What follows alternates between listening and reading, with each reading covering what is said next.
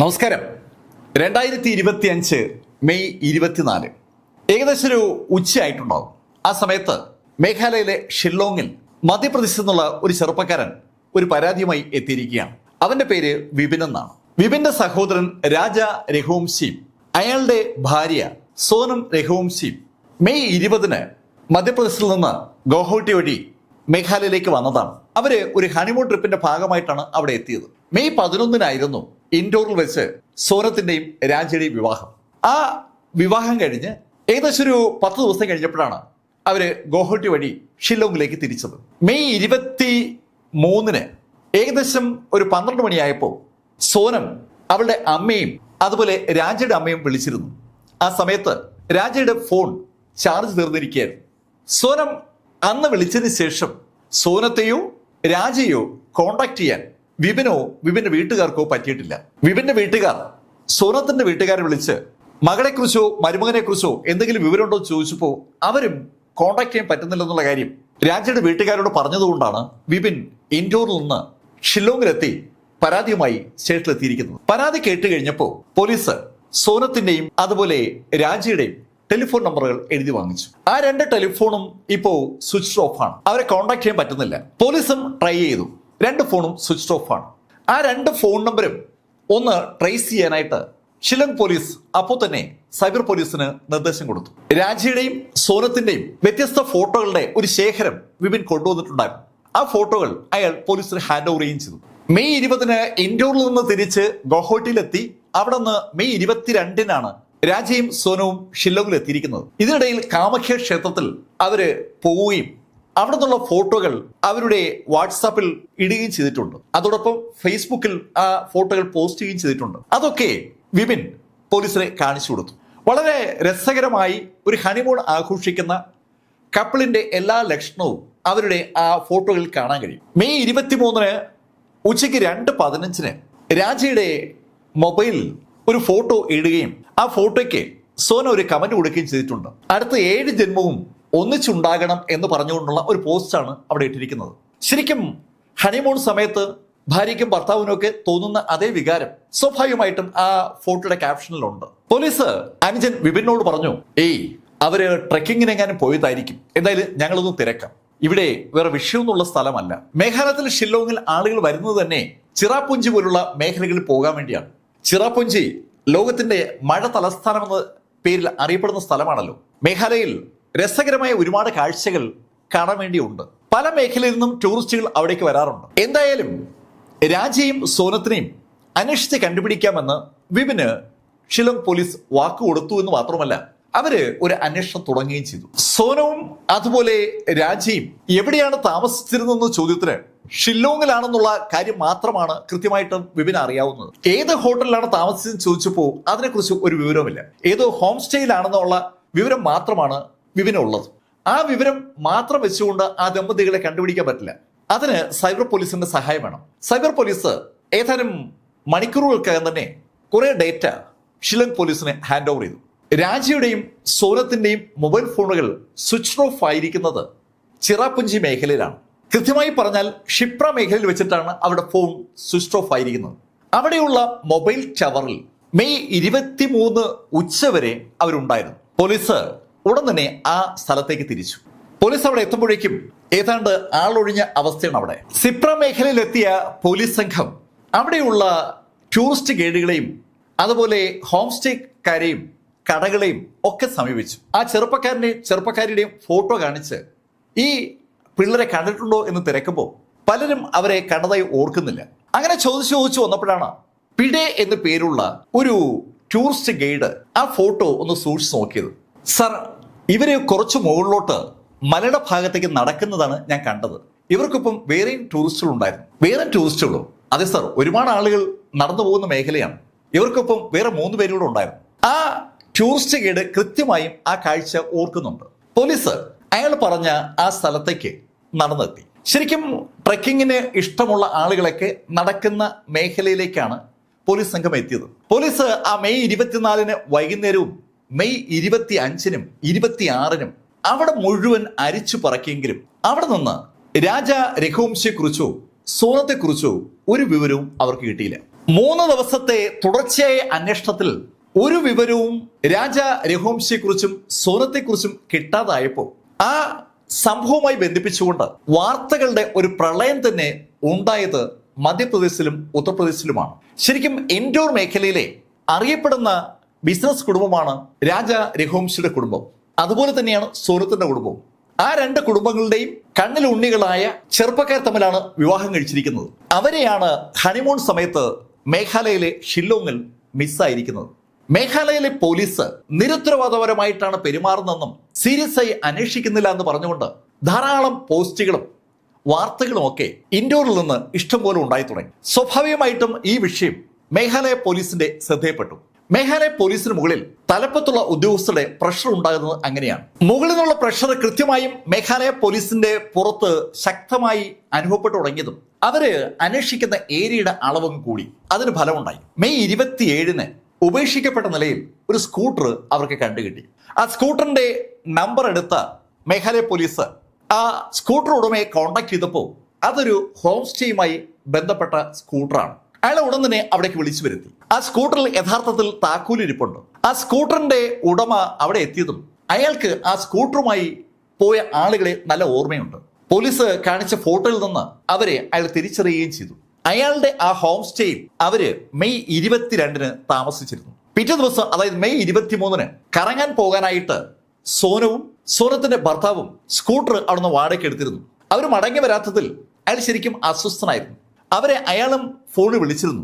Phone രണ്ടും switch off ആയിരുന്നു. എന്താണ് ഇനി ചെയ്യേണ്ടതെന്ന് അറിയാതെ അയാൾ വിഷമിച്ച് നിൽക്കുമ്പോഴാണ് പോലീസിന്റെ കോള് വരുന്നത്.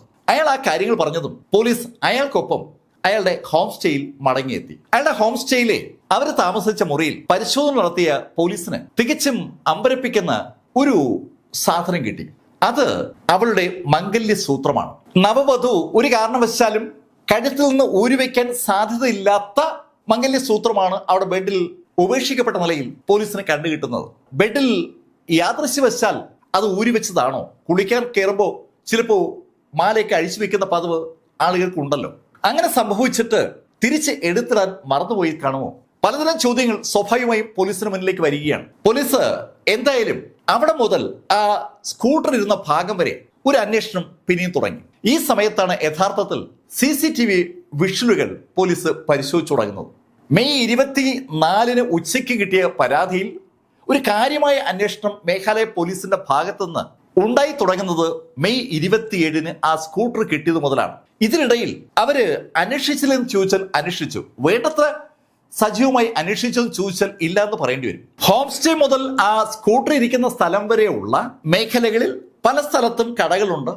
കടകളുമായി കണക്ട് ചെയ്ത് CCTVകൾ ഉണ്ടായിരുന്നു. ആ CCTV വിഷ്വലൊക്കെ പോലീസ് ശേഖരിച്ചു. പോലീസിന് ചില വിഷ്വലുകളിൽ സോനത്തെയും അതുപോലെ രാജയെയും കാണാൻ പറ്റുന്നുണ്ട്.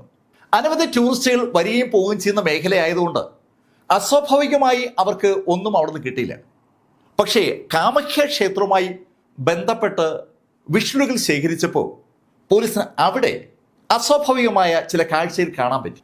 കാമാഖ്യ ക്ഷേത്രത്തിൽ രാജയും സോനവും ദർശനം നടത്തി പുറത്തിറങ്ങുന്ന സമയത്ത് അവരെ ചില ആളുകളൊക്കെ നിരീക്ഷിക്കുന്നതായി ഒറ്റ നോട്ടത്തിൽ തന്നെ പോലീസിന് ബോധ്യപ്പെട്ടു. അതിന്റെ കാരണവും പെട്ടെന്ന് പോലീസ് മനസ്സിലായി. സോനവും രാജയും ശരിക്കും സർവാഭരണ വിഭൂഷിതരായിട്ടാണ് ആ ക്ഷേത്രത്തിലേക്ക് വന്നിരിക്കുന്നത്.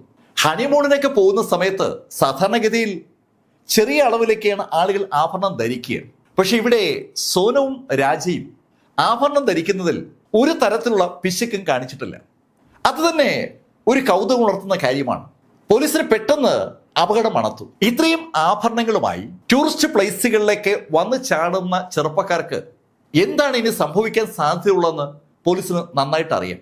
സ്വർണം ആരെയും മോഹിപ്പിക്കുന്ന ഒരു കാര്യമാണ്. ചിലപ്പോൾ സ്വർണം മോഷ്ടിക്കുന്ന ആളുകൾ ആ മോഷണ ശ്രമത്തിനിടയിൽ ആളുകളെ കൊല്ലാൻ പോലും സാധ്യതയുണ്ട്.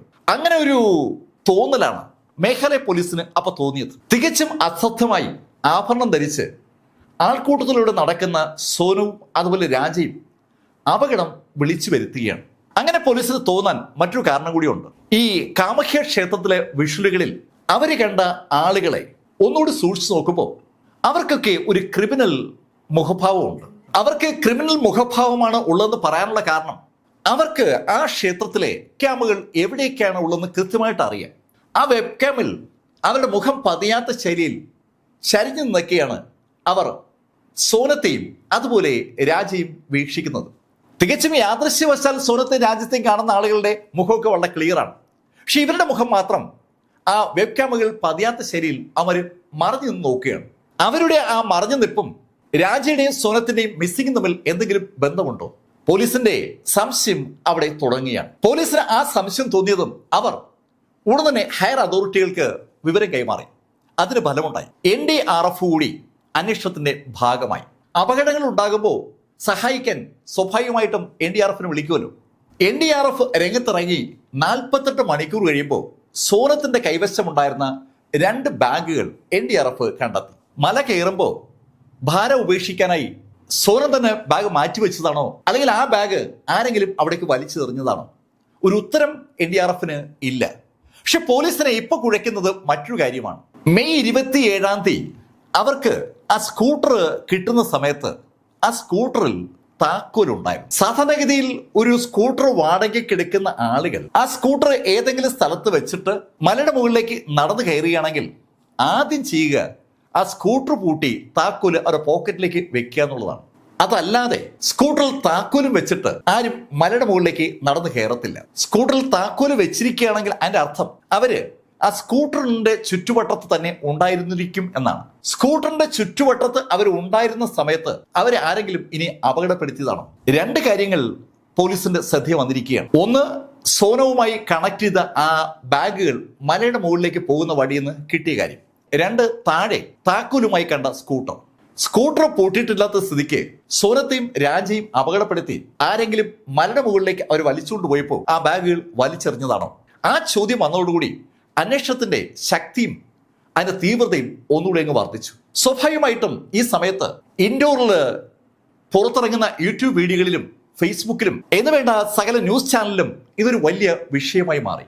മെയ് 22 ഷില്ലോങ്ങിലെത്തിയ രാജയും സോനവും മിസ്സായിട്ട് ഇപ്പോൾ 8 ദിവസം ആവുകയാണ്. പോലീസ് ഇരുട്ടിൽ തപ്പുന്നു എന്ന് പറഞ്ഞാൽ അക്ഷരാർത്ഥത്തിൽ ഇരുട്ടിൽ തപ്പുകയാണ്. പോലീസിനെതിരെ അതിശക്തമായ ഒരു ആരോപണം തന്നെ എല്ലാ മേഖലയിൽ നിന്നും ഉണ്ടായി. സകല മാധ്യമങ്ങളും മേഘാലയ ഷില്ലോങ് പോലീസിന് മുകളിൽ കുറ്റം ആരോപിക്കപ്പെടുമ്പോൾ ഷില്ലോങ്ങിലെ പോലീസ് അക്ഷരാർത്ഥത്തിൽ പെട്ടതുപോലെയായി. കാരണം ആ ചിറാപ്പുഞ്ചി മേഖലയിൽ അതിശക്തമായി മഴ പെയ്യുകയാണ്. തുള്ളിക്ക് ഒരു കുടം എന്നൊക്കെ പറയും പോലെ മഴ. അവർക്ക് ആ മഴയെ വകവയ്ക്കാതെ അന്വേഷണം നടത്തേണ്ടതുണ്ട്. പോലീസിന് മുകളിലുള്ള പ്രഷർ കൂടിക്കൂടി വരികയാണ്. ശരിക്കും എല്ലാവിധ സന്നാഹങ്ങളും ഉപയോഗിച്ചുകൊണ്ട് അവിടെയുള്ള മലനിരകളിൽ പോലീസിന്റെ ഒരു സമഗ്ര അന്വേഷണം നടക്കുകയാണ്. ഗാസി കുന്നുകൾ ശരിക്കും അപകടം പിടിച്ച കുന്നുകളുമാണ്. ഒരു വല്ലാത്ത ടെറൈനാണ് മേഘാലയയുടെ ടെറൈൻ എന്ന് പറയുന്നത്. കുന്നുകൾക്കിടയിൽ താഴ്വര അങ്ങനെ പോകുന്ന ഒരു സ്ഥലമാണ്. ഇഷ്ടംപോലെ വെള്ളച്ചാട്ടങ്ങളുമുണ്ട്. ശരിക്കും സുന്ദരമാണ് മേഘാലയയുടെ ആ പ്രകൃതി എന്ന് പറയുന്നത്. പക്ഷെ മഴ പെയ്ത് തുടങ്ങുന്നതോടുകൂടി ആ സൗന്ദര്യം നമ്മളെ അപകടത്തിലേക്ക് നയിക്കും. അതിശക്തമായി പെയ്യുന്ന മഴ കുന്നുകളിൽ നിന്ന് ഒലിച്ചിറങ്ങി വരുമ്പോൾ യാത്ര വളരെ ദുഷ്കരമാവും. പോലീസ് സംഘത്തിന്റെ അന്വേഷണത്തിന്റെ ശൈലി മാറുന്നത് ആ നിമിഷത്തിലാണ്. അവർ ധാരാളം ഡ്രോണുകൾ രംഗത്തിറക്കി. ഡ്രോണുകൾ ഉപയോഗിച്ചുകൊണ്ട് സകല മലകളും മലകൾക്ക് ഇടയിലുള്ള സ്ഥലങ്ങളും എന്ന് വേണ്ട തിരക്കാൻ കഴിയുന്ന എല്ലാ മേഖലകളും സസൂക്ഷ്മം അവർ നിരീക്ഷിച്ചു തുടങ്ങി. അതിന് ഫലമുണ്ടായി. ജൂൺ 2 ഒരു ഡ്രോൺ ഒരു ദൃശ്യം ഒപ്പിയെടുത്തു. 2 മലകൾക്കിടയിലായി വളരെ ആഴത്തിൽ ഒരു പ്ലേസിൽ നിന്നുള്ള ചിത്രമാണ് ഡ്രോൺ ഒപ്പിയെടുത്തത്. ആ ചിത്രം വീക്ഷിച്ചുകൊണ്ടിരുന്ന വ്യക്തി അതൊന്ന് സൂം ചെയ്തപ്പോൾ അവിടെ ഒരാളുടെ ബോഡി കിടക്കുമ്പോൾ അയാൾക്ക് തോന്നി. ഉടൻ തന്നെ പോലീസ് സംഘം സുരക്ഷാ സംവിധാനങ്ങളൊക്കെ ഒരുക്കിക്കൊണ്ട് ആ മലഞ്ചെരുവിലേക്ക് സാവധാനം ഇറങ്ങി. അവർ താഴെ ഇറങ്ങി വരുമ്പോൾ ആ മഴയത്ത് പോലും രൂക്ഷഗന്ധം താഴെ മലയിടിക്കുന്ന അവർക്ക് അനുഭവപ്പെടുന്നുണ്ട്. മരണപ്പെട്ടിട്ട് ഏകദേശം ഒരു 10 ദിവസമെങ്കിലും ആയ ഒരാളുടെ ബോഡിയാണ് അവിടെ കിടക്കുന്നതെന്ന് താഴെ എത്തിയ നിമിഷത്തിൽ തന്നെ പോലീസിന് മനസ്സിലായി. ആ ബോഡി നന്നായി അഴുകിയിട്ടുണ്ടെങ്കിലും ആ ബോഡിയുടെ വലത് കൈയിൽ രാജ എന്ന് പച്ച കുത്തിയിരിക്കുകയാണ്. അവര് അന്വേഷിച്ചുകൊണ്ടിരിക്കുന്ന മിസ്സിംഗ് കേസിലെ ഒരാളുടെ പേര് രാജ രഘുവംശി എന്നാണ്. ആ രാജ രഘുവംശിയുടെ ബോഡിയാണോ അത്? ആ ഒരു ചോദ്യം ആ നിമിഷത്തിന്റെ പോലീസിനുണ്ടായി. അവന്റെ മുഖവും അഴുകി തുടങ്ങിയിട്ടുണ്ടെങ്കിലും പോലീസിന് ആ മുഖം മനസ്സിലാക്കാൻ കഴിയുന്ന ശൈലിയിൽ ആ മുഖം അപ്പോഴും വ്യക്തമാണ്. അതെ, അത് രാജ രഘുവംശി തന്നെയാണ്. രാജ രഘുവംശിയുടേതാണ് ബോഡി എന്ന് കണ്ടതും പോലീസ് ചുറ്റുപാടും നിരീക്ഷണം വ്യാപിപ്പിച്ചു. രാജയ്ക്കൊപ്പം അവന്റെ ഭാര്യ സോനു ഉണ്ടായിരുന്നു. ആ മലയിടുക്കിന്റെ എൻറ്റയർ മേഖലയും പോലീസ് സംഘം അരിച്ചു പറക്കി. മഴ പെയ്യുന്നുണ്ടെങ്കിലും അവരുടെ അന്വേഷണത്തെ അതൊന്നും ബാധിച്ചില്ല. സകല സ്ഥലവും അരിച്ചു പറക്കിയ ആ സംഘം ഡ്രോണുകളെ കുറെ കൂടി കാര്യക്ഷമമായി ഉപയോഗിച്ചു തുടങ്ങി. ആ മലയ്ക്ക് ചുറ്റുമുള്ള എല്ലാ ഇടുക്കുകളും മലയുടെ മുകൾ ഭാഗവും കാടും താഴ്വാരയും എല്ലാം അരിച്ചു പറക്കുകയാണ്. ആ ഡ്രോണുകൾ അങ്ങനെ അരിച്ചു പറക്കുമ്പോൾ ബോഡിക്ക് ചുറ്റുമായി പരിശോധന നടത്തിയ പോലീസിന് അവിടെ നിന്ന് ചില കാര്യങ്ങളൊക്കെ കിട്ടി. ഒന്ന് അവന്റെ കയ്യിലുള്ള സ്മാർട്ട് വാച്ചാണ്, മറ്റൊന്ന് ഷർട്ടാണ്, വേറൊന്ന് രാജയുടെ ഫോണിന്റെ സ്ക്രീൻ ഗാർഡാണ്. അതെല്ലാം പോലീസ് കളക്ട് ചെയ്തു.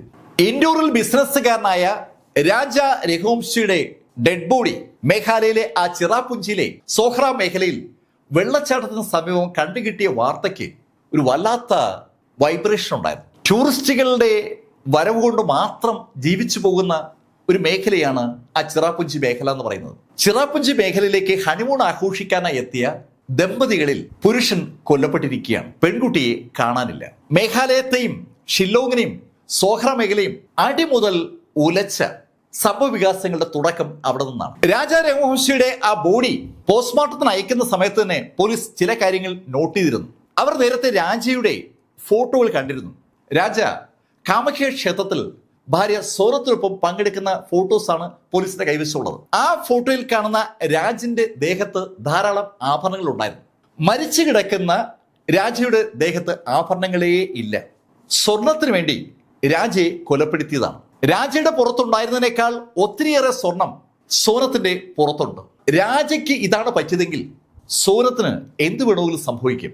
ശരിക്കും അത് ബേസ് ചെയ്തുകൊണ്ട് വൻതോതിൽ ഒരു സോഷ്യൽ മീഡിയ ആക്രമണം തന്നെ ഷില്ലോങ്ങിലെ ആ ടൂറിസ്റ്റ് പ്ലേസിനെതിരെ സ്റ്റാർട്ട് ചെയ്യുന്നത് ആ നിമിഷത്തിലാണ്. ഇൻഡോറിൽ രാജയുടെ അമ്മയെ സമീപിച്ച മാധ്യമക്കാരോട് രാജയുടെ അമ്മ ആ കാര്യം പറയുകയും ചെയ്തു.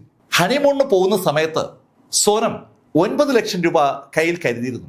എല്ലാ ആഭരണങ്ങളും അവൾ എടുത്തിരുന്നു. അതുപോലെ രാജയും വൻതോതിൽ അവരുടെ കയ്യിൽ ആഭരണവും പണവും ഉണ്ടായിരുന്നു.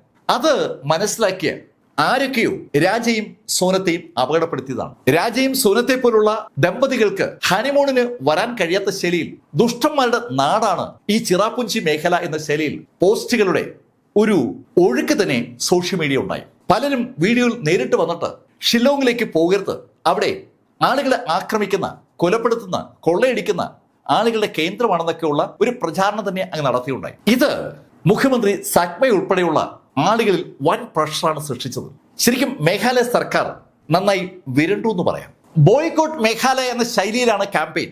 മേഘാലയയിലേക്ക് ആരും ടൂർ പോകാൻ പാടില്ല, അവിടെ അപകടം കാത്തിരിക്കുന്നു, അവിടെയുള്ള ആളുകൾ ടൂറിസ്റ്റുകളെ കൊന്ന് ആഭരണവും സ്വർണവും മോഷ്ടിക്കുന്നവരാണെന്നുള്ള ശൈലിയിലേക്കാണ് കമന്റുകൾ.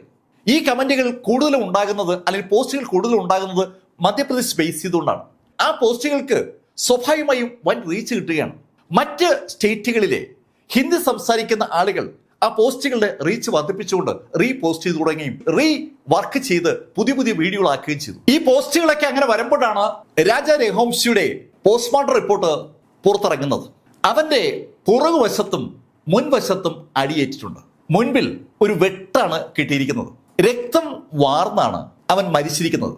മരിക്കുന്നത് അവൻ തല പാറയിൽ ഇടിച്ചിട്ടാണ്. പക്ഷേ അതിനു മുന്നേ തന്നെ അവന്റെ ബോഡിയിൽ ധാരാളം വെട്ടുകൾ വീണിട്ടുണ്ട്. മരിക്കുന്നതിന് തൊട്ടു മുമ്പ് അവനെ ആ മലയുടെ മുകളിൽ നിന്ന് എടുത്ത് താഴേക്ക് ഇട്ടതാണ്. ക്രൂരമായ കൊലപാതകമാണ് നടന്നിരിക്കുന്നത്. അക്കാര്യം പോസ്റ്റ്മോർട്ടം ചെയ്ത ഡോക്ടേഴ്സ് അസന്നിഗ്ധമായി വ്യക്തമാക്കി. താഴേക്ക് എടുത്തിടുന്നതിന് മുന്നേ അവന്റെ ദേഹത്തുണ്ടായിരുന്ന ആഭരണങ്ങൾ മുഴുവൻ ഊരിയെടുക്കുകയും ചെയ്തിരിക്കുകയാണ്. മേഘാലയയിലെ സക്മ സർക്കാരിന് ശരിക്കും ഒരു ത്രെട്ട് തന്നെ ഫീൽ ചെയ്തു തുടങ്ങി. മേഘാലയക്കാർക്ക് പോലും ഈ കൊലപാതകത്തെ ഡിഫെൻഡ് ചെയ്യാൻ പറ്റാത്തൊരു സാഹചര്യം. മുഖ്യമന്ത്രി സക്മ ഉടൻ തന്നെ ഒരു സ്പെഷ്യൽ ഇൻവെസ്റ്റിഗേഷൻ ടീമിനെ കോൺസ്റ്റിറ്റ്യൂട്ട് ചെയ്തു. ഈസ്റ്റ് ഗാസി ഹിൽസിലെ SP വിവേക് സിയാമാണ് ആ SITക്ക് നേതൃത്വം കൊടുക്കുന്നത്. വിവേക് സിയാം IPS ശരിക്കും ആ മേഖലയിൽ എല്ലാവരും അറിയുന്ന ഒരു ഉദ്യോഗസ്ഥനാണ്. വളരെ ഷാർപ്പായ അന്വേഷണ ബുദ്ധിയുള്ള ആ IPSകാരനെ മുഖ്യമന്ത്രി സക്മയ്ക്ക് പൂർണ്ണ വിശ്വാസമാണ്. അദ്ദേഹത്തിന്റെ ആ SIT ഉടൻ തന്നെ അതുവരെയുള്ള എല്ലാ ഇൻഫർമേഷനും കളക്ട് ചെയ്തു. ഇതുവരെ അവര് നോക്കാതിരുന്ന പല കാര്യങ്ങളും നോക്കാൻ SIT തീരുമാനിക്കുന്ന ആ നിമിഷം മുതലാണ്. മെയ് 20 ഇൻഡോറിൽ നിന്ന് തിരിച്ച രാജയും സോനുവും മെയ് 22 കാമഖ്യ ക്ഷേത്രത്തിൽ പോയതിനു ശേഷം അവിടെ ആ ഗാസ്യ ഹിൽസിന് സമീപത്തുള്ള ഹോം സ്റ്റേയിൽ എത്തിയിട്ടുണ്ട്. അതിനുശേഷം മെയ് 23 രാവിലെ സ്കൂട്ടറുമായി സോനവും രാജയും ആ മലയിലേക്ക് യാത്ര തിരിച്ചു. മലയ്ക്ക് സമീപത്ത് ഒരു സ്ഥലത്ത് സ്കൂട്ടർ ഒതുക്കി വെച്ചിട്ട് അവര് മലയിലേക്ക് നടന്നു കയറി. ആ സമയത്ത് വേറെയും ടൂറിസ്റ്റുകൾ അവർക്കൊപ്പം ഉണ്ടായിരുന്നു. ഇത്രയും കാര്യങ്ങൾ SITയുടെ മുന്നിലുണ്ട്. SITയുടെ മുന്നിൽ ഉള്ള മറ്റൊരു ചിത്രം കാമാഖ്യ ക്ഷേത്രത്തിൽ CCTVകൾക്ക് പിടികൊടുക്കാതെ മറഞ്ഞു നിന്ന് അവരെ വീക്ഷിക്കുന്ന ചില ആളുകളാണ്. ആ ആളുകൾ കാമാഖ്യ ക്ഷേത്രത്തിൽ വെച്ച് അവരെ ഫോളോ ചെയ്യുന്നെങ്കിൽ അവർ എവിടെ നിന്നായിരിക്കും അവരെ ഫോളോ ചെയ്ത് തുടങ്ങിയത്? ആ ഒരു ചോദ്യം SITയുടെ മുന്നിലുണ്ട്. അതറിയാൻ വേണ്ടി രാജയുടെയും സോനത്തിന്റെയും ടെലിഫോൺ നമ്പറുമായി ബന്ധപ്പെട്ട ഒരു അന്വേഷണം SIT സ്റ്റാർട്ട് ചെയ്തു. രാജയുടെ കോൾ ഡേറ്റ റെക്കോർഡ് വിശദമായ പരിശോധനയ്ക്ക് പോലീസ് വിധേയമാക്കി. അസ്വാഭാവികമായി ഒന്നും അതിനകത്തുനിന്ന് പോലീസിന് കിട്ടിയതുമില്ല. ഫെബ്രുവരി 10-നാണ് രാജയും സോനവും തമ്മിലുള്ള വിവാഹ നിശ്ചയം കഴിഞ്ഞിരിക്കുന്നത്. മെയ് 11-നാണ് വിവാഹം. ഇതിനിടയിൽ പലതവണ രാജ സോനത്തെ കോൺടാക്ട് ചെയ്യാനായി ഫോണിൽ വിളിച്ചിരിക്കുന്നത് കാണാം. പക്ഷെ മറുഭാഗത്ത് കോൾ അറ്റൻഡ് ചെയ്തതായിട്ട് വളരെ അപൂർവമായിട്ടേ കാണുന്നുള്ളൂ. സോനം തിരിച്ചു വിളിച്ച അവസരങ്ങൾ ഇല്ല എന്ന് തന്നെ പറയാം. അതിലൊരു അസ്വാഭാവികത ആ അന്വേഷണ ഉദ്യോഗസ്ഥർക്ക് തോന്നിയപ്പോ സോനത്തിന്റെ കോൾ ഡേറ്റ റെക്കോർഡ് അവർ വിശദമായ പരിശോധനയ്ക്ക് വിധേയമാക്കി. മെയ് 20-ന് ഇൻഡോറിൽ നിന്ന് ഗുവാഹട്ടി വഴി ഷില്ലോങ്ങിലേക്ക് തിരിച്ച രാജയും സോനവും ആ യാത്രക്കിടയിൽ ആരെങ്കിലും കോൺടാക്ട് ചെയ്തിട്ടുണ്ടോ എന്നുള്ള ഒരു അന്വേഷണവും ഇതിനിടയിൽ പോലീസ് നടത്തുന്നുണ്ട്. SIT സോനത്തിന്റെ കോൾ ഡേറ്റ റെക്കോർഡിലൂടെ കടന്നുപോയപ്പോൾ അവർക്ക് വല്ലാത്തൊരു അത്ഭുതം തോന്നുകയാണ്. അവൾ യാത്രക്കിടയിൽ പലപ്പോഴും ഒരു പർട്ടിക്കുലർ നമ്പറിലേക്ക് മെസ്സേജുകൾ അയച്ചിട്ടുണ്ട്. ആ നമ്പറിലേക്ക് മെയ് 22-നും മെയ് 21-നും അവൾ കോൺടാക്ട് ചെയ്തിട്ടുണ്ട്. 23-നും കോൺടാക്ട് ചെയ്തിരിക്കുകയാണ്. SITക്ക് ആ നമ്പറിന്റെ ഉടമയെ കണ്ടുപിടിക്കാൻ അധികം ബുദ്ധിമുട്ടൊന്നും ഉണ്ടായില്ല. അത് ഒരു രാജ് ഖുശ്വയാണ്. SIT ഉടൻ തന്നെ സോനത്തിന്റെ വീട്ടുകാരെ ബന്ധപ്പെട്ട് ആ വിവരം തിരക്കി. ആരായി രാജ് ഖുശ്വ? ഉടൻ തന്നെ സോനത്തിന്റെ സഹോദരൻ പോലീസിന് അതിന് മറുപടിയും കൊടുത്തു. സർ, ഞങ്ങളുടെ വർക്ക്ഷോപ്പിൽ വർക്ക് ചെയ്യുന്ന ഒരു ചെറുപ്പക്കാരനാണ്. രാജ് ഖുശ്വയും സോനവും തമ്മിൽ എങ്ങനെയായിരുന്നു? സർ, അവർ നല്ല സുഹൃത്തുക്കളാണ്. എപ്പോഴും അവർ തമ്മിൽ സംസാരിക്കുമായിരുന്നു. എന്റെ ബിസിനസിന്റെ ഭാഗമായിട്ട് എന്നോടൊപ്പം വർക്ക് ചെയ്യുന്ന ആളാണ് എന്റെ സഹോദരി സോനം. അതുകൊണ്ട് തന്നെ സോനത്തിന് എന്റെ ഷോപ്പിലെ എല്ലാ ആളുകളുമായി നല്ല ബന്ധമുണ്ട്. സോനത്തെ കാണാതെ വിഷമിച്ചിരിക്കുന്ന സഹോദരന് ആ കാര്യങ്ങൾ പോലീസിനോട് പറയാൻ ഒരു ബുദ്ധിമുട്ടും ഉണ്ടായില്ല. ഈ ഖുശ്വയുടെ ഫോണിലേക്ക് ഈ ഹണിമൂൺ സമയത്തും സോനം ആ ഖുശ്വയ്ക്ക് മെസ്സേജ് അയച്ചിരിക്കുന്നത് കണ്ടപ്പോൾ ആ ഖുശ്വയെക്കുറിച്ച് കൂടുതലായി ഒന്ന് അന്വേഷിക്കാൻ SIT തീരുമാനിച്ചു. SIT ഖുശ്വയുടെ ആ നമ്പർ സൈബർ സെല്ലിന് ഹാൻഡ് ഓവർ ചെയ്തിട്ട് ആ നമ്പറുമായി ബന്ധപ്പെട്ട വിവരങ്ങൾ ശേഖരിക്കാൻ ആവശ്യപ്പെട്ടു. ഏകദേശം 1 മണിക്കൂർ കഴിഞ്ഞപ്പോൾ വളരെ വിശദമായ റിപ്പോർട്ട് SITക്ക് സൈബർ സെല്ല് ഹാൻഡ് ഓവർ ചെയ്തു. ഖുശ്വ മെയ് 22-ന് ഷില്ലോങ്ങിലുണ്ടായിരുന്നു. 23-നും ഖുശ്വ ഷില്ലോങ്ങിലുണ്ടായിരുന്നു. 23-നാണ് സോനത്തെയും രാജയും കാണാതാകുന്നത്. ഇൻഡോറുകാരനായിരുന്ന ഖുശ്വ ഇൻഡോറിൽ നിന്ന് ഷില്ലോങ്ങിൽ എത്തിയിരിക്കുകയാണ്. ആ കാര്യം വ്യക്തമായതും സോനത്തിന്റെ സഹോദരനെ ഒരിക്കൽ കൂടി SITയുടെ ഹെഡ് വിവേക് അങ്ങോട്ട് വിളിച്ചു. സോനത്തിന്റെ സഹോദരനോട് ഖുശ്വ എവിടെയാണെന്ന് തിരക്കിപ്പോ അയാൾ നാട്ടിലുണ്ടെന്നുള്ള മറുപടിയാണ് സോനത്തിന്റെ സഹോദരന്റെ ഭാഗത്തുനിന്നുണ്ടായത്. അയാള് ഈ ദിവസങ്ങളിൽ എപ്പോഴെങ്കിലും ഇൻഡോർ വിട്ടുപോയിട്ടുണ്ടോ എന്ന് ചോദിച്ചപ്പോൾ വിട്ടുപോയിട്ടില്ല എന്നുള്ള മറുപടിയാണ് സോനത്തിന്റെ സഹോദരൻ നൽകിയത്. പക്ഷെ അയാളുടെ കയ്യിൽ കൃത്യമായിട്ട് ഖുശ്വയുടെ ഡേറ്റ് ഉണ്ടോ എന്ന് ചോദിച്ചാൽ ഇല്ല. അയാളുടെ അറിവിൽ ഖുശ്വ വേറെ അങ്ങോട്ട് പോയിട്ടില്ല. ആ മറുപടി അയാൾ പറയുന്നത് തികച്ചും ആത്മാർത്ഥമായിട്ടാണ്. അത് ഉറപ്പാക്കിയ SIT ഖുശ്വ അവസാനം വിളിച്ചിരിക്കുന്ന കോളുകളിലൂടെ ഒന്ന് കടന്നുപോയി. അയാൾ 3 നമ്പറിലേക്ക് കോൺടാക്ട് ചെയ്തിട്ടുണ്ട്. ആ 3 നമ്പറിനെയും സൈബർ സെല്ലുകാർ ഒന്ന് ഫോളോ ചെയ്തപ്പോൾ ഒരു രസകരമായ പാറ്റേൺ അവർക്ക് ലഭിച്ചു. ഈ 3 കഥാപാത്രങ്ങളും മധ്യപ്രദേശില് ഉള്ളവരാണ്. അവർ 3ഉം സോനവും രാജയും ഷില്ലോങ്ങിൽ ഉണ്ടായിരുന്ന സമയത്ത് ഷില്ലോങ്ങിലുണ്ട്. സംശയം തോന്നിയ SIT ആ 3ന്റെയും മൊബൈൽ ടവർ ലൊക്കേഷൻ ഒന്ന് പരിശോധിച്ചപ്പോൾ മെയ് 23-ന് ഉച്ചയ്ക്ക് സോനം അവളുടെ വീട്ടിലേക്ക് വിളിക്കുന്ന ആ സമയത്ത് അതേ മൊബൈൽ ടവർ ലൊക്കേഷനിൽ ആ 3 ചെറുപ്പക്കാരുമുണ്ട്. അത് SITയിൽ വല്ലാത്തൊരു സംശയം ഉണ്ടാക്കി. ആ 3 ചെറുപ്പക്കാരും അന്വേഷണത്തിന്റെ പരിധിയിലേക്ക് കടന്നു വന്ന ആ സമയത്ത് ഓപ്പറേഷൻ ഹണിമൂൺ എന്ന് പേരിട്ട് വിളിക്കപ്പെട്ട ആ അന്വേഷണ സംഘത്തിന് ഒരു ജാക്കറ്റ് കൂടി ആ മലഞ്ചെരുവിന്റെ ഒരു ഭാഗത്ത് നിന്ന് കിട്ടി. ഒരു റെയിൻകോട്ടും. നല്ല മഴയുള്ള സമയത്താണ് ഈ ട്രക്കിംഗ് ഒക്കെ നടന്നിരിക്കുന്നത്.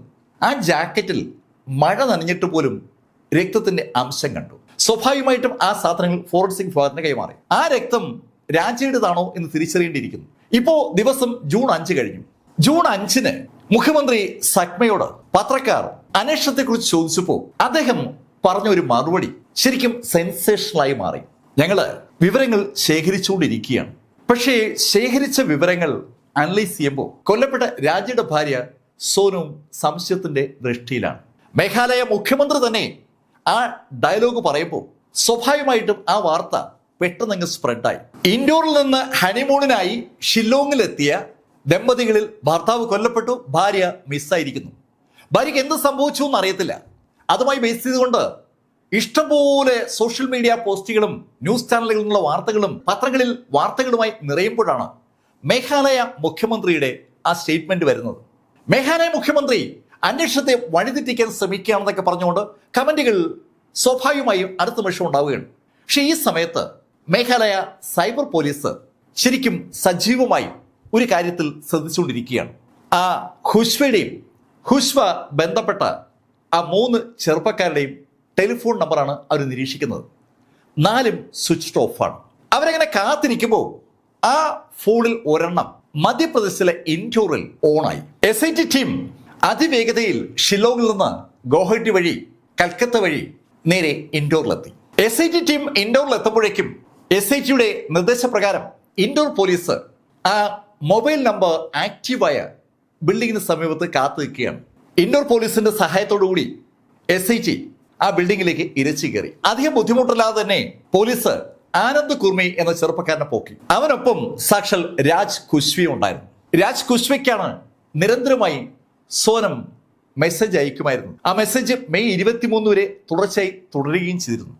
അതിനുശേഷം സോനം ആരെയും കോണ്ടാക്ട് ചെയ്തിട്ടില്ല. രാജ് കുശ്വയും ആനന്ദിനെയും കയ്യിൽ കിട്ടിയോടുകൂടി SIT ടീം ഇൻഡോർ പോലീസിന്റെ സാന്നിധ്യത്തിൽ തന്നെ അവരെ ചോദ്യം ചെയ്തു തുടങ്ങി. ആദ്യം കുശ്വയും ആനന്ദും ഒന്ന് മസിൽ പിടിച്ചെങ്കിലും വിത്തിൻ 1 അവർ അവർ പതുക്കെ കാര്യങ്ങൾ പറഞ്ഞു തുടങ്ങി.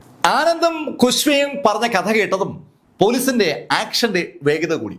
പിറ്റേ ദിവസം വിശാഖ് ചൗഹാനും ആകാശ് രജ്പുത്തും അറസ്റ്റിലായി. അപ്പോഴേക്കും ജൂൺ 9 ഉത്തർപ്രദേശിലെ ഘാസിപ്പൂർ ജില്ലയിൽ നൌഗഞ്ച് പോലീസ് സ്റ്റേഷനിൽ ഒരു പെൺകുട്ടി കടന്നു വന്നു. അവള് സ്റ്റേഷനിലേക്ക് വന്ന് സ്വയം പരിചയപ്പെടുത്തി. എന്റെ പേര് സോനം രഘുവംശി എന്നാണ്. ഈ രഘുവംശി കഥയെക്കുറിച്ച് UP-യിലും ഒക്കെ ചർച്ച നടക്കുന്ന സമയമാണ്. സോനം പോലീസിനോട് പറഞ്ഞത് അവളും അവളുടെ ഭർത്താവ് രാജ രഘുവംശിയും കൂടി ഇൻഡോറിൽ നിന്ന് ഗോഹട്ടി വഴി ഷില്ലോങ്ങിലേക്ക് യാത്ര തിരിച്ചതാണ്. മെയ് 22-ന് അവർ ഷില്ലോങ്ങിൽ ഉണ്ടായിരുന്നു. മെയ് 23-ന് ഹോം സ്റ്റേയിൽ നിന്ന് സ്കൂട്ടർ ഓടിച്ച് അവര് ചിറപ്പുഞ്ചി കാണാൻ വേണ്ടി ഘാസി മലനിരകൾക്ക് നേരെ പോവുകയായിരുന്നു. അവർ സ്കൂട്ടർ ഒരു സ്ഥലത്ത് വെച്ചിട്ട് ആ മലയുടെ ഭംഗി അങ്ങനെ നോക്കി നിൽക്കുമ്പോൾ അവരെ 2-3 ആളുകൾ വളഞ്ഞു.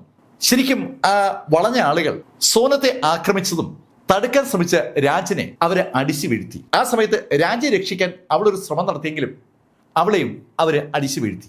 പിന്നെ എന്താ സംഭവിച്ചതെന്ന് അവൾക്കൊരു ബോധവുമില്ല. ബോധം വന്നപ്പോൾ അവള് ഉത്തർപ്രദേശിലുണ്ട്. അങ്ങനെയാണ് അവൾ അതിവേഗം അടുത്ത് കണ്ട പോലീസ് സ്റ്റേഷനിലേക്ക് എത്തിയത്. അവള് പറഞ്ഞ കഥ അവിടെ ആ റൈറ്റർ എഴുതിയെടുക്കുമ്പോൾ അതേ നൌഗഞ്ച് പോലീസ് സ്റ്റേഷനിലെ TV സ്ക്രീനിൽ ഒരു വാർത്ത ഇങ്ങനെ എഴുതി കാണിക്കുകയാണ്. രാജ രഘുവംശി കൊല്ലപ്പെട്ട കേസുമായി ബന്ധപ്പെട്ട് 4 ആളുകളെ അറസ്റ്റ് ചെയ്തു എന്നുള്ള വാർത്തയാണ് എഴുതി കാണിക്കുന്നത്. ഉടൻ തന്നെ നൌഗഞ്ചിലെ പോലീസ് ആ വിവരം മേഘാലയത്തിലെ SIT അറിയിച്ചു. അവർക്ക് മിസ്സായിരിക്കുന്ന അല്ലെങ്കിൽ തുടക്കം മുതൽ മിസ്സായിരിക്കുന്ന സാക്ഷാൽ സോനം രഘുവംശി ഇവിടെ ഉത്തർപ്രദേശിലെ ഗാസിപ്പൂരിലെ നൌഗഞ്ച് സ്റ്റേഷനിലുണ്ടെന്നുള്ള വിവരം SIT അറിഞ്ഞതും SIT അതിവേഗം അവിടെ എത്തി. നൌഗഞ്ചിൽ നിന്ന് സോനത്തെ ഏറ്റുവാങ്ങിയ പോലീസ് അവിടുത്തെ കോടതിയിൽ നിന്ന് ആവശ്യമായ ഉത്തരവുകൾ വാങ്ങിച്ചതിന് ശേഷം അവളെ കൊണ്ട് നേരെ പാറ്റ്നയ്ക്ക് തിരിച്ചു. പാറ്റ്നയിൽ നിന്ന് കൽക്കട്ടയ്ക്ക്, കൽക്കട്ടയിൽ നിന്ന് ഗോഹട്ടിയിലേക്ക്, ഗോഹട്ടിയിൽ നിന്ന് ഷില്ലോങ്ങിലേക്ക് ഫ്ലൈറ്റ് ടു ഫ്ലൈറ്റ് പറക്കുകയാണ്. എന്തായാലും 10-ാം തീയതി തന്നെ അവർ ഷില്ലോങ്ങിൽ എത്തിക്കഴിഞ്ഞു. അമ്പരപ്പിക്കുന്ന വേഗതയിലാണ് സോനത്തെ അവർ ഷില്ലോങ്ങിൽ എത്തിച്ചത്. ഷില്ലോങ്ങിലെ കോടതിയിൽ ഹാജരാക്കിയ സോനത്തിനെ പോലീസ് കസ്റ്റഡിയിൽ കോടതി വിട്ടുകൊടുത്തു. ഇതിനിടയിൽ ഗാസിപ്പൂരിൽ നിന്ന് ഷില്ലോങ്ങിലേക്കുള്ള ഒരു നീണ്ട യാത്രയുണ്ടായിരുന്നു. ആ യാത്രയിൽ പോലീസിനോട് ഒന്നും പറയാൻ സോനം തയ്യാറായില്ല. അവളെ ഷില്ലോങ്ങിൽ എത്തിച്ച് ചോദ്യങ്ങൾ ചോദിച്ചു തുടങ്ങിയപ്പോൾ അവൾ പറയുന്നത് മുഴുവൻ അവൾ ആ നാസിഗഞ്ച് പോലീസ് സ്റ്റേഷനിൽ പറഞ്ഞ അതേ കഥയാണ്. അവളെയും രാജയും ഒരുമിച്ച് ഒരു കൂട്ടം ആക്രമിക്കുകയായിരുന്നു. ആ ആക്രമണത്തിൽ അവൾ ബോധം കെട്ട് വീണു. അവളെ രക്ഷിക്കാനുള്ള ശ്രമത്തിനിടയിലാണ് യഥാർത്ഥത്തിൽ രാജയ്ക്ക് അടിയേക്കുന്നത്. അത് കണ്ടതായി അവൾക്ക് ഓർമ്മയുണ്ട്. അതിനുശേഷം എന്താണ് സംഭവിച്ചതെന്ന് അവൾക്കറിയില്ല. അവളുടെ കയ്യിലുണ്ടായിരുന്ന പണവും നഷ്ടമായി, അവളുടെ ദേഹത്തുണ്ടായിരുന്ന ആഭരണവും നഷ്ടമായി. അവളെ ബോധം വീഴുമ്പോൾ ഗാസിപ്പൂറിലുണ്ട്. എങ്ങനെ അവൾ അവിടെ എത്തിയെന്ന് ചോദ്യത്തിന് അവൾക്ക് പ്രത്യേകിച്ച് ഉത്തരമില്ല. എങ്ങനെയോ അവിടെ എത്തി. ഇതാണ് അവള് SITയോട് പറഞ്ഞുകൊണ്ടിരിക്കുന്നത്. അവൾ പറഞ്ഞ വെർഷൻ SIT അതുപോലെ തന്നെ TV ചാനലിലേക്ക് കൊടുക്കുകയുണ്ടായി. ഓൺലൈൻ മാധ്യമങ്ങളിൽ ആ നിമിഷത്തിൽ വാർത്ത വരികയാണ്. പക്ഷേ ഈ നിമിഷത്തിൽ സോനത്തിന്റെ കഥയ്ക്ക് വിരുദ്ധമായ അനവധി കാര്യങ്ങൾ SIT പതുക്കെ പതുക്കെ റിലീസ് ചെയ്തു. അതിനുവേണ്ടി അവർ ഉപയോഗിച്ചത് സോനത്തിന്റെ വാട്സാപ്പ് ചാറ്റ്, അവളുടെ കോൾ ഡേറ്റ റെക്കോർഡുകൾ, അവളുടെ യാത്രാ ഡേറ്റ ഒക്കെ ഉപയോഗിച്ചിരിക്കുകയാണ്. അതിന്റെ അടിസ്ഥാനത്തിൽ SIT എന്താണ് സംഭവിച്ചതെന്ന് വ്യക്തമായി തന്നെ നമ്മുടെ മുന്നിൽ അവതരിപ്പിച്ചു. മെയ് 11 സോനുവും രാജയും തമ്മിലുള്ള വിവാഹം നടക്കുന്നത്. വിവാഹത്തിന് ശേഷം ഹണിമൂണ് പോകാനായി രാജ ആഗ്രഹിച്ചത് കാശ്മീരാണ്. കാശ്മീരിൽ ഇപ്പൊ പോകാൻ പറ്റില്ല, അവിടെ തീവ്രവാദി ആക്രമണം നടന്നതുകൊണ്ട് കനത്ത സുരക്ഷയാണെന്നും നമുക്ക് മറ്റെങ്ങോട്ടെങ്കിലും പോകാമെന്ന് സോനം പറഞ്ഞപ്പോ രാജ വഴങ്ങി. അങ്ങനെയാണ് ഗോഹട്ടിയും ഷില്ലോങ്ങൊക്കെ തിരഞ്ഞെടുക്കപ്പെടുന്നത്. ഷില്ലോങ്ങിലേക്കുള്ള യാത്രയ്ക്ക് വേണ്ട എല്ലാ ഒരുക്കങ്ങളും ചെയ്തത് സോനം തന്നെയാണ്. സോനവും രാജയും മെയ് 20 ഗോഹട്ടി വഴി ഷില്ലോങ്ങിലേക്ക് തിരിച്ചു. ഇതിനിടയിൽ സമാന്തരമായി ചില കാര്യങ്ങൾ കൂടി സംഭവിച്ചിരുന്നു. സോനത്തിന് രാജയെ വിവാഹം കഴിക്കുന്നതിൽ പ്രത്യേകിച്ച് താല്പര്യമൊന്നും ഉണ്ടായിരുന്നില്ല. പക്ഷെ വീട്ടുകാർ രാജ രഘുവംശിയെ വിവാഹം കഴിക്കാൻ നിർബന്ധിക്കുകയായിരുന്നു. സോനത്തിന്റെ വീട്ടുകാർക്ക് യഥാർത്ഥത്തിൽ രാജ രഘുവംശിയുടെ വീട്ടുകാരെ അറിയില്ല. ഇൻഡോറിൽ തന്നെയാണ് 2 കുടുംബങ്ങളുമെങ്കിലും അവർ പരസ്പരം കാണുകയോ സംസാരിക്കുകയോ ചെയ്തിട്ടുള്ളവരല്ല. ഒരു മാട്രിമോണിയൽ ആപ്പ് വഴി പരസ്പരം പരിചയപ്പെട്ടതാണ്. 3-4 തവണ അങ്ങോട്ടും ഇങ്ങോട്ടും പോയി. അതിനുശേഷമാണ് ഫെബ്രുവരി 10 വിവാഹം ഉടമ്പടിയിലേക്ക് അവർ കടക്കുന്നത്. വിവാഹം ഉടമ്പടിക്ക് ശേഷം രാജ കൂടെ സോനത്തെ ഫോണിൽ വിളിക്കുമായിരുന്നു. അപ്പോഴൊക്കെയും സോനം അവൾക്ക് ബിസിനസ്സിൽ തിരക്കുണ്ട്, പല ആളുകളുടെ ഇടയിൽ നിൽക്കുകയാണ്, അങ്ങനെ പറഞ്ഞ് രാജയോടുള്ള ഫോൺ സംഭാഷണം കഴിവതും ഒഴിവാക്കിയിരുന്നു. അവസാനം രാജ അവളോട് വിവാഹത്തെക്കുറിച്ച് കാര്യമായി ചർച്ച ചെയ്യാനുണ്ടെന്ന് നിർബന്ധമായി പറഞ്ഞപ്പോഴാണ് അവൾ രാജയോട് ഫോണിൽ സംസാരിക്കാൻ തയ്യാറായത്. വിവാഹം എങ്ങനെയായിരിക്കണമെന്നും ഹണിമൂൺ എവിടെയായിരിക്കണമെന്നും ഏത് ടൈപ്പിലുള്ള ഹണിമൂൺ യാത്രയാണ് അവർക്ക് വേണ്ടതെന്നൊക്കെ ഉള്ള ചർച്ച തുടങ്ങുന്നത് അപ്പോഴാണ്. എന്തായാലും ആ സംഭാഷണത്തിലൂടെയാണ് കാശ്മീർ എന്ന സ്ഥലം മാറി ഷില്ലോങ് എന്ന സ്ഥലം കടന്നു വരുന്നത്. മെയ് 11 വിവാഹം കഴിഞ്ഞു. വിവാഹം കഴിഞ്ഞ് രാജയുടെ വീട്ടിലെത്തിയിട്ടും അവൾ അവളുടെ സുഹൃത്തായ ഹുഷ്വയെ ബന്ധപ്പെടുമായിരുന്നു. ഹുഷ്വയും അവളും ചേർന്ന് ഒരു പ്ലാൻ വർക്കൗട്ട് ചെയ്തു.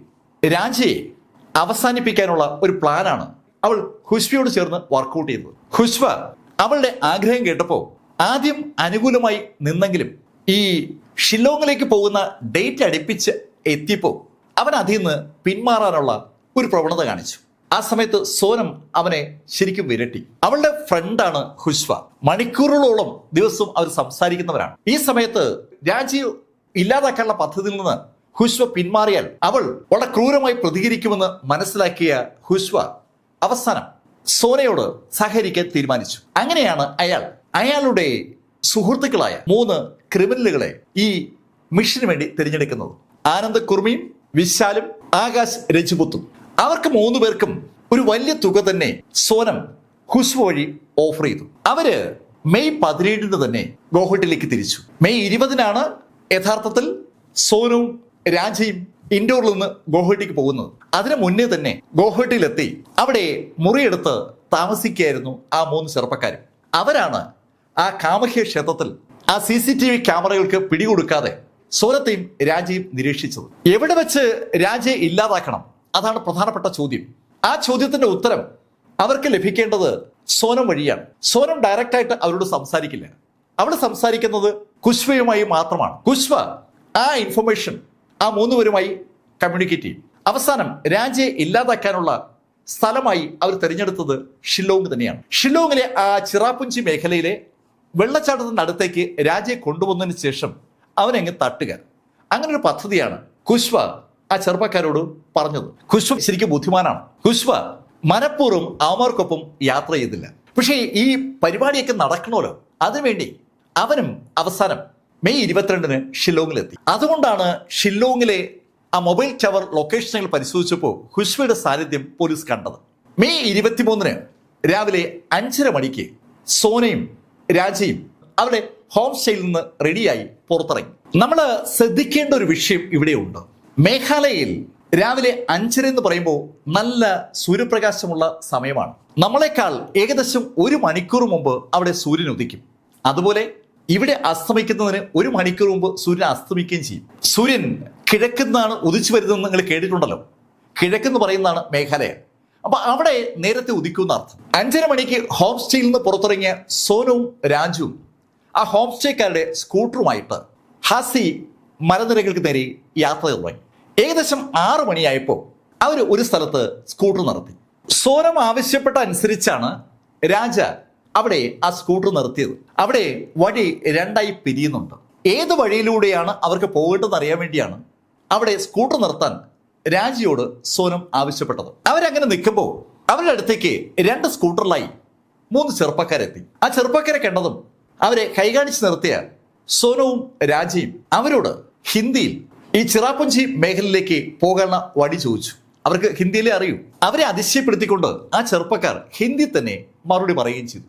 അപ്പോ അതൊരു അടുപ്പമായി. ഹിന്ദി അറിയാവുന്ന ആളുകളെ മേഘാലയയിൽ വെച്ച് അവർ കണ്ടുമുട്ടിയിരിക്കുകയാണ്. അങ്ങനെ ആ ടീം ഒരുമിച്ച് മുന്നോട്ട് യാത്ര തുടങ്ങി. മുന്നോട്ട് യാത്ര പോയ ആ ടീം ഒരു സ്ഥലത്തെത്തിയതും ആ 3 സ്കൂട്ടറും ഒതുക്കിയിട്ട് അവിടുന്ന് നടന്നു തുടങ്ങി. ആ 5 ടീം മുന്നോട്ടങ്ങനെ നടന്നു പോകുമ്പോഴാണ് പോലീസിനോട് ആദ്യം അവരെ കണ്ട കഥ പറഞ്ഞ ആ ഗൈഡിനെ അവർ കാണുന്നത്. അനവധി ആളുകൾ രാവിലെ ഈ ചിറാപുഞ്ചി മേഖലയിലേക്ക് വരും. അവരെയൊക്കെ ഓരോ സ്ഥലങ്ങളും കൊണ്ടുപോയി കാണിക്കാനായി അതിരാവിലെ തന്നെ ഗൈഡുകൾ രംഗത്തിറങ്ങാറുണ്ട്.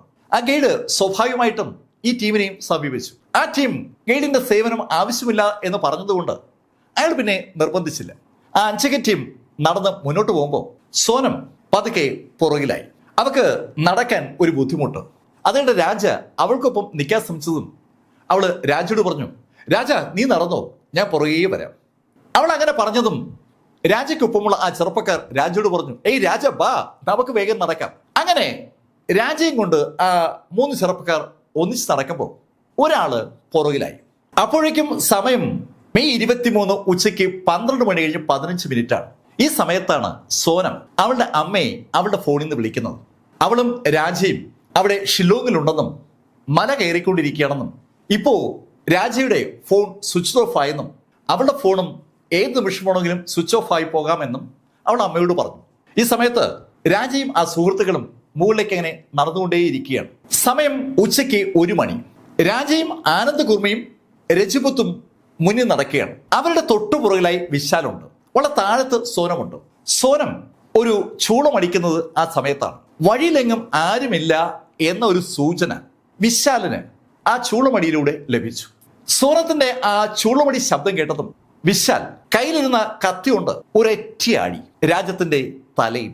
അടിയേറ്റ് രാജം അമ്പരപ്പോടെ തിരിഞ്ഞതും വിശാൽ ആ കത്തിയുടെ മുനയുള്ള ഭാഗം കൊണ്ട് രാജയുടെ തലയിൽ ആഞ്ഞു വെട്ടി. രാജയ്ക്ക് എന്തെങ്കിലും ചെയ്യാൻ കഴിയുമ്പോൾ അവന്റെ പുറത്ത് വീണ്ടും വെട്ടുവീണു. വെട്ടേറ്റ രാജ അനങ്ങാതായ ആ നിമിഷത്തിലാണ് താഴെ നിന്ന് സോനം നടന്ന് രാജയുടെ അടുത്തെത്തുന്നത്. അവന്റെ ബോഡി അനങ്ങുന്നില്ലെങ്കിലും അവന്റെ കണ്ണുകൾ കൃത്യമായും സോനത്തെ കാണുന്നുണ്ട്. അവൻ മരിച്ചിട്ടില്ല. ഈ സമയത്ത് സോനം പറഞ്ഞ അനുസരിച്ച് രാജ്യത്തിന്റെ കയ്യിലുണ്ടായിരുന്ന ആഭരണങ്ങളെല്ലാം ആ ചെറുപ്പക്കാർ ഊരിയെടുത്തു. അവർ ആ ആഭരണങ്ങളെല്ലാം സോനത്തിന് ഹാൻഡ് ഓവർ ചെയ്തു. ആ ഭാഗത്തൊന്നും ആരുമില്ല എന്ന് ഉറപ്പുവരുത്തിയ ആ സംഘം രാജയെ ചുമന്ന് കുറച്ച് മുകളിലേക്ക് കൊണ്ടുപോയിട്ട് ആ മലയുടെ മുകളിൽ നിന്ന് വെള്ളച്ചാട്ടത്തിന്റെ ഭാഗത്തേക്ക് വലിച്ചൊരൊറ്റയേറി. അവരുടെ കഷ്ടകാലത്തിന് ആ ബോഡി വെള്ളച്ചാട്ടത്തിൽ വീണില്ല. അത് വന്ന് വീണത് ആ മല ഇടുക്കിലാണ്. മല ഇടുക്കിൽ ആ ബോഡി വന്ന് വീഴുമ്പോൾ ആ ബോഡി അതിശക്തമായി പാറയിൽ ഇടിക്കുകയും ചെയ്തു. ശരിക്കും പോസ്റ്റ്മോർട്ടം റിപ്പോർട്ട് അനുസരിച്ച് ആ ഇടിയിലാണ് രാജ കൊല്ലപ്പെടുന്നത്. താഴെ വീണ രാജ നിശബ്ദനായി എന്ന് ഉറപ്പുവരുത്തിയതും ആ സംഘം മലയിൽ നിന്ന് താഴേക്കിറങ്ങി. ആ പയ്യന്മാർ വന്ന ആ 2 സ്കൂട്ടറിൽ ഒരു സ്കൂട്ടർ സോനം എടുത്തു, മറ്റേ സ്കൂട്ടറിൽ അവർ 3 കൂടെ കയറി. അവള് ആ സ്കൂട്ടർ എടുത്തതിന് ശേഷം അവളെ സ്കൂട്ടറിൽ താഴേക്ക് ഓടിച്ചു. ആ പയ്യന്മാര് താഴേക്ക് വന്ന് ആ 2 സ്കൂട്ടറും അപരിചിതരെ പോലെ പരസ്പരം കടന്നങ്ങ് പോയി. കൃത്യം 2 മണി കഴിഞ്ഞ് 15 മിനിറ്റ് ആയതും സോനം സ്കൂട്ടർ നിർത്തിയിട്ട് രാജയുടെ ആ ഫോണിൽ നിന്ന് ഒരു മെസ്സേജ് പോസ്റ്റ് ചെയ്തു. അടുത്ത 7 ജന്മങ്ങളും ഞങ്ങൾ ഒന്നിച്ചായിരിക്കുമെന്നുള്ള രാജയുടെ പോസ്റ്റാണ് അവള് ആ സമയത്ത് ഇട്ടത്. രാജ ജീവിച്ചിരിക്കുന്നു എന്നൊരു തോന്നൽ ആൾക്കാർക്ക് ഉണ്ടാകുന്നെങ്കിൽ ഉണ്ടായിക്കോട്ടെ എന്ന് കരുതിയിട്ട് മനഃപൂർവ്വം സോനം പോസ്റ്റ് ചെയ്തതാണ്. ആ പോസ്റ്റ് ഇട്ടതിന് ശേഷം ഫോൺ സ്വിച്ച് ഓഫ് ചെയ്ത സോനം ആ ഫോണ് അവിടെയുള്ള കാട്ടിലേക്ക് വലിച്ചൊരൊറ്റയേറി.